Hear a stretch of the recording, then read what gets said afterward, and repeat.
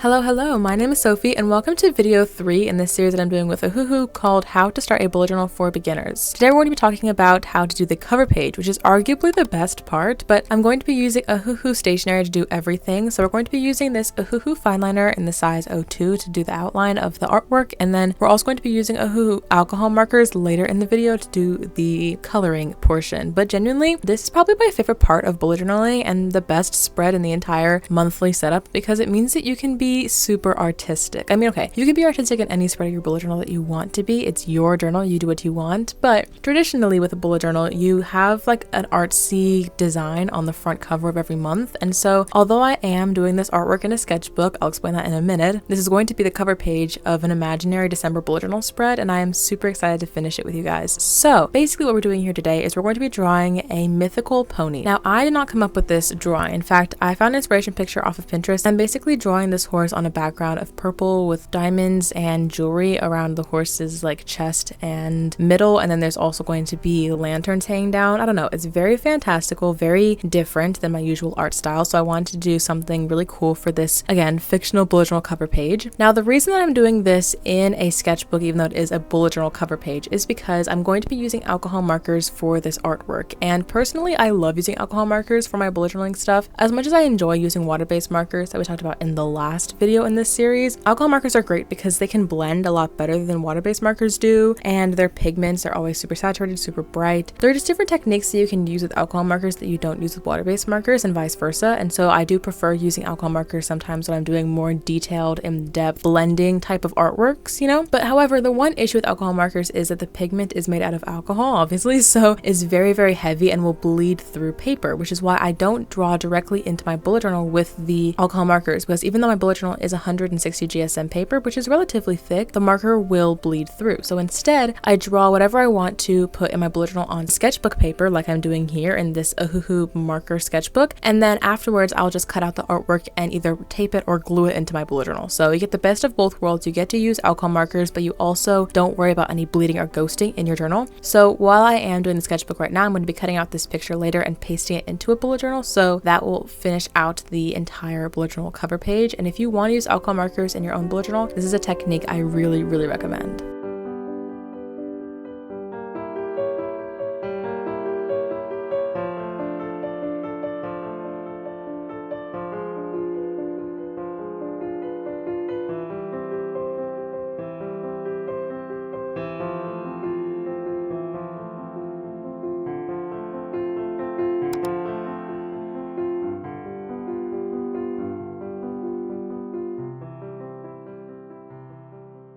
Speaking of techniques, let's start talking about the coloring process with this fantasy mythical pony. So basically, I want the main part of the pony to be very similar to the image, where it's a very light color, some silvery gray shadows, but overall just very light and airy and mysterious. I don't know. And then that pony is also going to have like black hair on one side and one black horn. So it's kind of like lopsided in that way, and I really like that idea. So what I did was I took a combination of grays and light blues and then dark blues and black markers, and I basically made sure that they would all blend together. I didn't show this on camera, but I tested them on a separate sheet of paper to make sure that the tones were all very similar and the undertones were, at least, so that they would blend well. And then I started layering. So I always go light to dark because you can always go darker, but you can't always go lighter. So for the white part of the pony's body, I started with the lightest shade of gray and added shadows, basically like under the horse's belly, around the rump, down the right side of the legs, because in my mind, the light source is coming from the top left of this image, so all the shadows would be in the bottom right. And then I'm going to blend out that shadow with darker colors, so darker shades of gray. I think there's also a little bit of a light blue in there, just kind of mixing around. And I'll also go back in with a lighter color to make sure that there is a nice even blend. Now, one thing that's great is because the pony is white and the paper is white, there is a good section of the pony that's not actually colored. I'm just using the negative space between the marker to be that white color, you know? For the darker tones, like the hair, for example, or the hooves of this pony,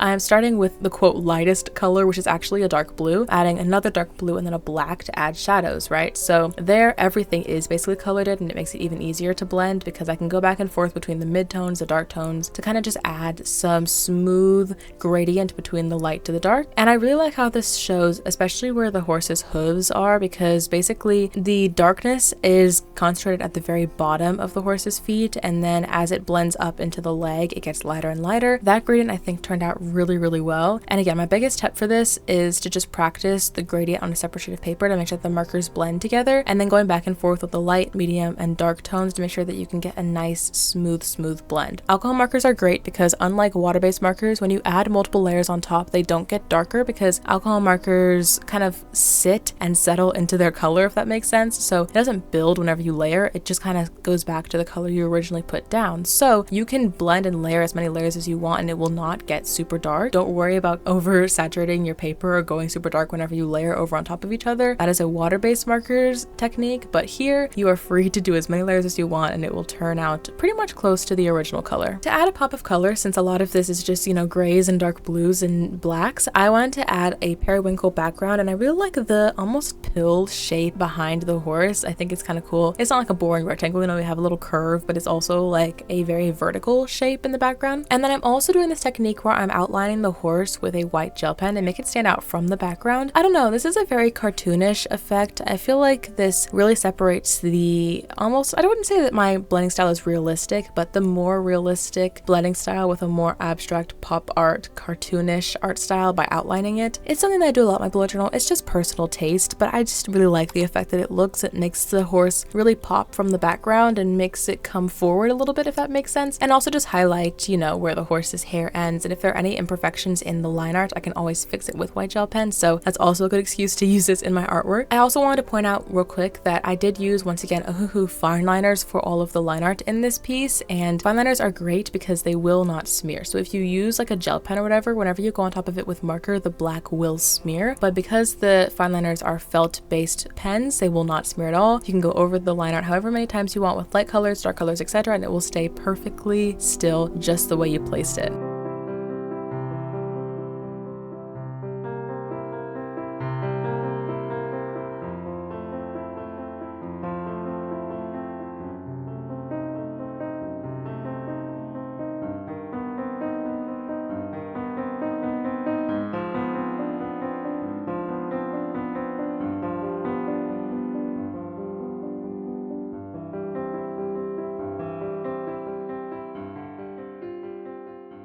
So after I finished doing all of the coloring, the blending, I think it looks great. Now I'm going to take it out of the sketchbook, and like I said, this is where I'm going to be cutting around this picture. So what I'm basically going to do is cut a big rectangle that is almost the size of a bullet journaling spread. Now I actually measured out this rectangle before I started sketching to make sure that everything would fit well onto the bullet journal whenever I'm finished. Sometimes what I'll do is cut like very close to the outline of the drawing. That way you can kind of move it around the spread when you put it into your bullet journal if that's what you like. But in this situation, because I had the lanterns coming up from the top of the circle-y pill shape thing, I don't want to cut around all that. It's too many small details, but I just cut a big rectangle. And as you can see, whenever I put in my bullet journal, it fits almost perfectly. I measured it a little smaller than the size of a spread, so I have a little wiggle room on the edges, but overall the picture takes up the majority of the right side of the spread. Since this is the cover page of a bullet journaling spread, I just want to finish off this entire design by adding a calendar or something small on the left, you know? So like I said, this is an imaginary December bullet journal theme.